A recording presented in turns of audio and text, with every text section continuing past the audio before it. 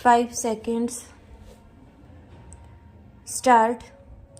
महोदय, उदाहरण के लिए खाद्यान्न में आत्मनिर्भरता का वर्तमान स्तर बनाए रखने के लिए भी हमें यह सुनिश्चित करना होगा कि हर साल खाद्यान्न में कम से कम 70 लाख टन की वृद्धि बराबर होती रही। वर्तमान में अनेक प्रकार की बाधाओं को देखते हुए यह स्वाभाविक ही है कि हम अपने भीतर झांककर इस प्रश्न का उत्तर खोजें कि क्या अगले 2 दशकों में उत्पादन वृद्धि की वर्तमान दर को बनाए रखने और इसी रफ्तार से बढ़ाए रखने की संभावनाएं उपलब्ध हैं अथवा नहीं। इसके साथ ही हमें इस बात पर भी विचार करना होगा कि हमारे अनुसंधान का आधार क्या इतना मजबूत है कि इन भावी चुनौतियों का टिकाऊ आधार पर सामना कर सकें। भारत सरकार की नई कृषि नीति को देखें तो उसमें यह लक्ष्य रखा गया है कि ग्रामीण भारत में खाद्य और पोषण सुरक्षा बराबर बनी रहे, आमदनी बढ़ाने और रोजगार के अवसर बढ़ते रहे। इस दृष्टि से टिकाऊ कृषि और ग्रामीण विकास के लिए अल्पकालिक और दीर्घकालिक ऋण नीतियाँ कुछ इस प्रकार की होनी चाहिए।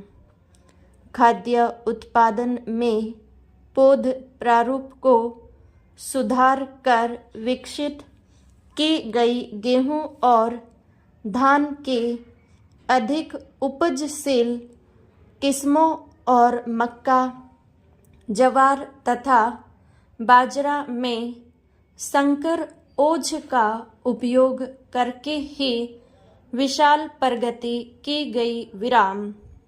लेकिन अब भी इन फसलों की उन्नत किस्मों की आनुवंशिक संभावनाओं का पूरा इस्तेमाल नहीं किया गया, नहीं तो किसानों के खेतों पर और प्रयोगशालाओं के खेतों पर उपज के स्तर में इतना भारी फर्क देखने को नहीं मिलता। उदाहरण के लिए मध्यम अवधि वाले बोने धान की किस्में 6 टन प्रति हेक्टेयर तक पैदावार दे सकती हैं, जबकि सिंचित क्षेत्रों में इन किस्मों की औसत उपज 3 टन प्रति हेक्टेयर भी नहीं है। इससे साफ पता चलता है कि बोने धान की उपज संभावना का केवल 40 से 50% इस्तेमाल किया गया। यही बात गेहूं, ज्वार और बाजरा पर भी लागू होती है।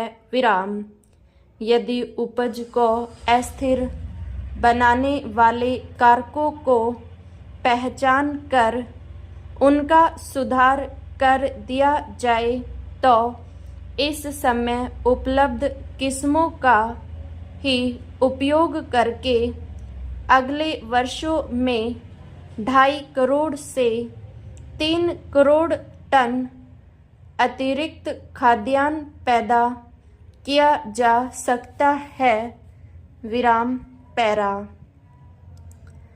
जहाँ तक बाधाओं की बात है, जैविक और अजैविक दबाव 30 से 35% तक उपज तबाह कर देते हैं। विराम। यदि किस्मों और संकरों में बाधा का वांछित स्तर दिया जाए और समेकित कीट प्रबंधन की तकनीकें अपनाई जाएं, तो यह हानि काफ़ी हद तक कम की जा सकती है। विराम।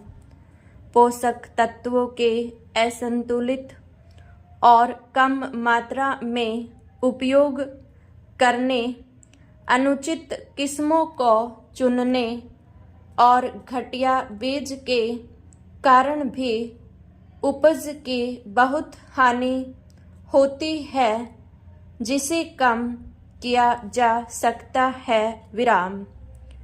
इस तरह उपज का अधिकतम स्तर प्राप्त किया जा सकता है। विराम। हाल ही के वर्षों में जहां नई तकनीकें नहीं पहुंची हैं, वहां उनका प्रसार करके आशातीत सफलताएं मिली हैं। विराम। उदाहरण के लिए पूर्वी राज्यों में बोरो यानी बसंत के मौसम में धान के क्षेत्र में विस्तार हुआ है। विराम।